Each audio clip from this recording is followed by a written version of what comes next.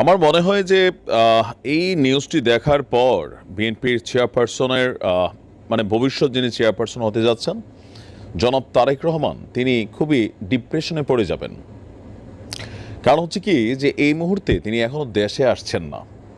শেখ হাসিনা কিন্তু নেই, আওয়ামী লীগ নেই। আমরা দেখছি যে ক্ষমতার মসনদে যারা বসে আছেন সবাই বিএনপির খুব কাছের লোক। মাঠের রাজনীতিতেও বিএনপির ব্যাপক প্রভাব আছে, কিন্তু তারেক রহমান দেশে ফিরছেন না। কারণ এই সরকারের প্রতি অনাস্থার একটা বহিঃপ্রকাশ তো আমরা দেখছি, যে তিনি বলছেন যে সব মামলা শেষ হলে আসবেন। এখন একজন রাজনৈতিক নেতা মামলাকে ভয় পাচ্ছেন নাকি অন্য কিছু ভয় পাচ্ছেন? অন্য কিছুই সম্ভবত, যে একটা সামহাও বাংলাদেশে চলে আসছে, যে কোনো একটা নেগেটিভ ঘটনা ঘটতে পারে।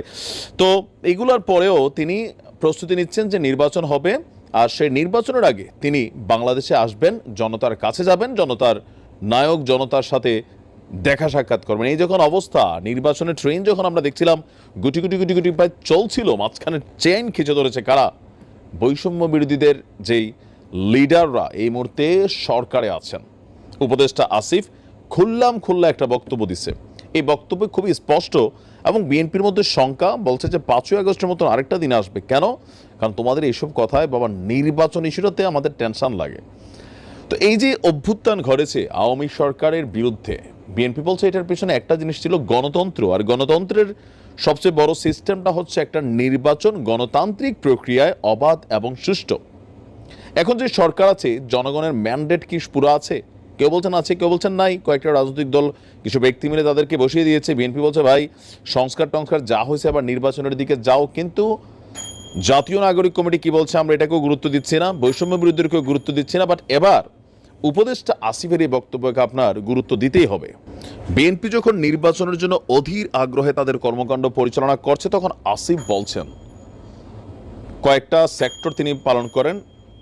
অন্তর্বর্তী সরকারের স্থানীয় সরকার, পল্লী উন্নয়ন, সমবায় মন্ত্রণালয় এবং যুব ও ক্রীড়া মন্ত্রণালয়, দেখেন অনেকগুলো মন্ত্রণালয় তার অধীনে আছেন। তিনি বলছেন শুধুমাত্র একটা নির্বাচনের জন্য এত মানুষ জীবন দেয়নি।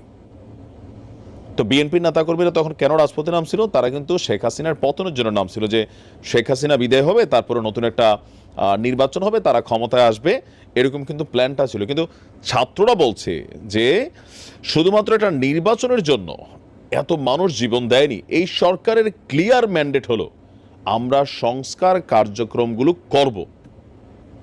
করবে সংস্কার। আপনারা জানেন আমাদের সংস্কার কমিশনগুলোর প্রায় 3 মাসের মতন সময় হয়ে যাচ্ছে। কমিশনগুলো প্রস্তাবনা দেবে, তারপর যারা স্টেক হোল্ডার আছে তাদের সঙ্গে কথা বলে সংস্কার কার্যক্রম বাস্তবায়ন করে একটা নির্বাচনের দিকে যাব। ঠাকুরগাঁওয়ের বালিয়াডাঙ্গি উপজেলা পরিষদে শীতার্তদের মাঝে শীতবস্ত্র বিতরণ আয়োজনে তিনি এই কথাগুলো বলছিলেন। তিনি বলছেন যে আপনার এখানে বিভিন্ন ধরনের বক্তব্য ছিল। তো আমরা যতটুকু বুঝতে পারছি, তাদের বক্তব্য সংস্কার শেষের আগে নির্বাচন কোথাও না কোথাও আসলে হতে যাচ্ছে না। দেখুন, বিএনপির বক্তব্য সংস্কার একটা চলমান প্রক্রিয়া। দেশের জনগণের একাংশ বলছে মুদ্রার এই পিঠ ওই পিঠ বুঝি না, সংস্কারটা জরুরি।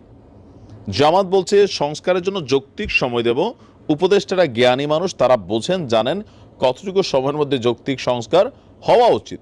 ভিপিনুর বলছে 2 বছরের আগে ডক্টর ইউনূস সরকারের যাওয়া উচিত না, কারণ সংস্কারটা শেষ করে যাইতে হবে, জরুরি কিছু সংস্কার।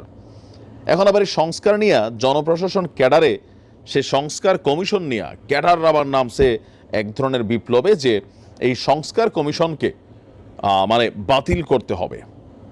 তো সব কিছু মিলিয়ে সরকারের বা ডক্টর মোহাম্মদ ইউনূসের, আপনারা গতকালকে নিউ ইয়র্ক টাইমসে দেওয়া যে প্রতিবেদন, সেখানে যদি আপনি খেয়াল করেন যে উপদেষ্টা মাহফুজের বক্তব্য, ডক্টর ইউনূসের বক্তব্য, যে বাংলাদেশ 2.0 যে ভার্সন নতুনরা স্বপ্ন দেখছে, সেটার জন্য কয়েক বছর সময় লাগতে পারে।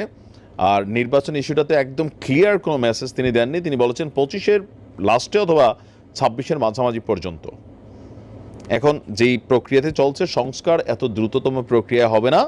আবার অপরদিকে জাতীয় নাগরিক কমিটির সমন্বয়কদের দাবি আছে যে আওয়ামী লীগের বিচার ছাড়া জুলাই আগস্ট অভ্যুত্থানে আপনার যারা আহত হয়েছে, নিহত হয়েছে, তাদের বিচারের আগে নির্বাচন হবে না। কারণ বিএনপির উপর তারা এক ধরনের অনাস্থা রাখছে।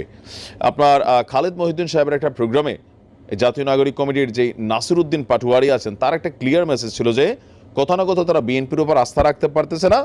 বিএনপি যদি ক্ষমতায় আসে তাহলে আওয়ামী লীগকে তারা একটা সেফ এক্সিট দিবে, আর এই বাচ্চা কাচ্চা যারা আহত নিহত হয়েছে এরা আসলে কোথাও না কোথাও প্রকৃত বিচার পাবে না। কারণ বিএনপি নাকি বিচারের দাবিটাই তোলে না, তারা শুধু নির্বাচন করছে। তো সব কিছু মিলিয়ে মাহফুজ বলছিল একটা লড়াই হবে প্রবীণদের সাথে, তো সেই লড়াই কি সামনে দেখতে যাচ্ছি? আর যদি হয় সেটা মাঠ পর্যায়ে গিয়ে ঠেকে, তাহলে সেই লড়াই জিতবে কারা? জিয়ার সৈনিকেরা নাকি বৈষম্য বিরোধী ছাত্ররা? পরিস্থিতি অনেকটা জটিল আকার ধারণ করবে নির্বাচনের আগ মুহূর্তে। ভালো থাকুন, আসসালামু আলাইকুম।